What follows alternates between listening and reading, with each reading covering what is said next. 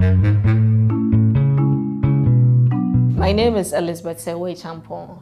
I'm an insurance broker. I work with an insurance brokerage firm. I have a child. She is a girl. So it was one evening I had closed from work and I felt sleepy all of a sudden and I felt weak in one arm. So I have been busy the past few days, so I decided to check. But bear in mind, I had missed my period, so I was thinking maybe I might be pregnant, but I needed to check. So I went to the pharmacy to get a pregnancy test kit. And then I went home and checked the next morning, and I realized I was pregnant.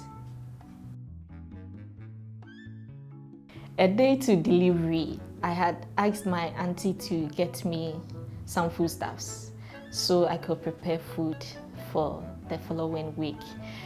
In fact, during my pregnancy, I lived alone. I was all by myself. So, in fact, I love to live all by myself. So, I asked her to get me the foodstuffs. The day before delivery, that was on Sunday, I prepared several meals. Yes, it wasn't easy, but I tried. In fact, I prepared palm nuts. You can imagine palm nut soup. So I did that. Then on the day of delivery, I'm someone who loves to sleep a lot. Yes. So I was sleeping and then I woke up around 10 a.m. I realized I had some cramps in my abdomen and it wasn't normal because my auntie had told me some hours to delivery or to labor, I'll be going through some of these signs or symptoms. So I was in bed and I felt these cramps and I had to call her that I've started feeling these cramps and I don't know what it is. So she should come to my aid. And then she came. She asked me to pick my bag. I had already packed my stuff for the hospital and then we drove straight to the hospital.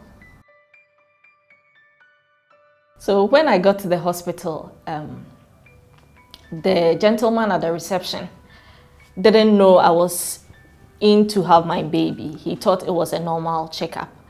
So he told me to sit down and then wait, he would call me. Then I told him, no, I'm in labor. He was so surprised because I didn't act like I was in labor. So he quickly called the doctor and then they arranged for me to come in. So I went in and then they checked how much I have dilated and I was 6 centimeters. The doctor was really surprised and he asked me what was I doing home. And I told him I didn't know, I just felt cramps and I decided to come to the hospital. Apparently, I had started dilated a long time ago without me knowing.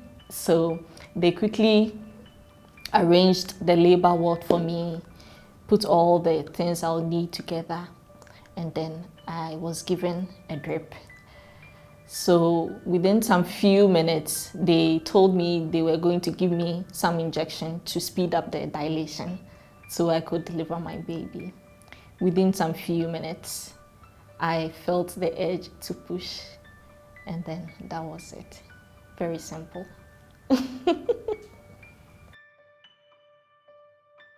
It was normal. I wasn't happy, I wasn't sad. It was just a normal feeling. Okay, my baby is here. The journey has ended now. I am free. That was it. I wasn't happy, I wasn't sad. But I was excited that my journey had ended. So after delivery, I stayed in the hospital for just a day and then I was discharged. My auntie was around the whole time. So she assisted me with bathing the baby, feeding the baby. In fact, when I got home, my breast milk wasn't coming. So my auntie quickly got me a browning kate. I chewed it that night and then the next morning the milk was flowing like something, yes. So my auntie was around all the time and then it was smooth taking care of the baby. Not really, not really a scare moment, but as the baby developed, I realized that sometimes where I place her, the next time I go there, she has tilted a bit. So I informed my auntie, and she was like, I need to be careful, because as the baby keeps developing, they keep changing, going through the process, and they are fragile too, so you need to be careful with handling the baby and keep an eye on the baby at all times. At birth, the milk wasn't coming, so she was fed with, I think, formula at the hospital. And then the night we came home, the baby was crying because the milk wasn't coming. She was, I just didn't know what to do. My sisters, my aunties, we were all, I don't know, but we just didn't know what to do because the baby was crying. We didn't have any formula at home then. The breast milk wasn't also coming. So we had to find a way. That is when my auntie got me the Ebronin Katia. I chewed it, and then the next morning, the milk started flowing. So my baby, she's a strong girl. She's really a strong girl. Before we took the immunization, they asked me to get paracetamol and then some ice cubes, because some of the babies, after the injection, they have swellings, and then they cry a lot as if they are fallen sick. So I should get paracetamol. So I got paracetamol, the ice cubes were ready, but thanks be to God, after immunization, when we came home, she was normal. She didn't cry throughout the night. There was no swelling. She took the injection very well, because before we go to the hospital, I talked to her, my dear, we are going for injections, so you need to be strong for me. You need to brace yourself up. And it's a normal process. I also went through immunization, and then you'll be fine. So it was smooth. I don't know what I'm doing, seriously. I just don't know what I'm doing. Every day and its circumstances and its issues.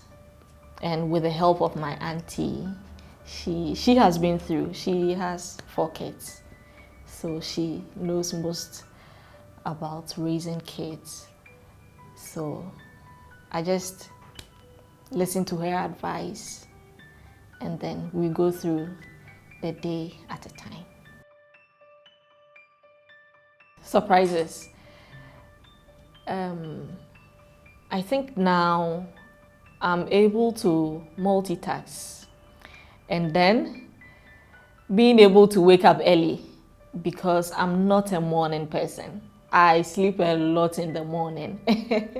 So being able to wake up early in the morning to prepare for baby, and to prepare for myself, and to prepare for work, it's surprising.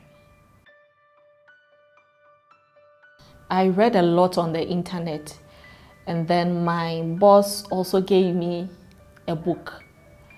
So I had a lot of information when I got pregnant. Even before I got pregnant, I started reading about pregnancy and childbirth.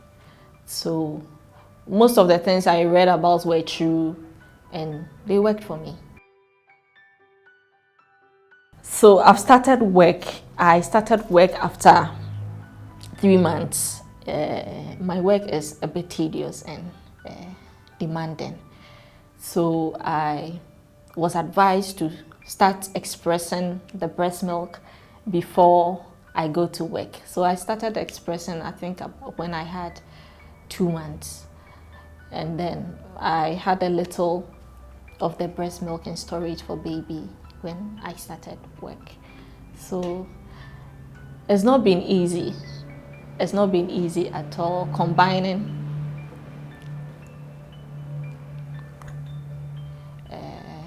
I left my baby with my auntie. She's been very supportive from the beginning. So I'm comfortable leaving my baby with auntie. I tell her what I wish she would do for my baby, and gladly she obeys. So it's not been easy combining parenting and work, but I try as much as possible to hold the front and then get things done accordingly. There has been some challenging moments during my journey. One is during pregnancy when I experienced hyperemesis. Hyperemesis is basically excessive vomiting in pregnancy. So I experienced the extreme part of it, whereby even if you drink water, you will vomit. Nothing stays in the stomach. Anything you take in will definitely come out, even if it stays for 30 minutes or 1 hour. So because of that, as a result of that, I lost a lot of weight. I grew lean and people were concerned about it. But I knew that at the end of the journey it's going to be glorious. So I just paid deaf ears to those comments. And by God's grace, I went through successfully.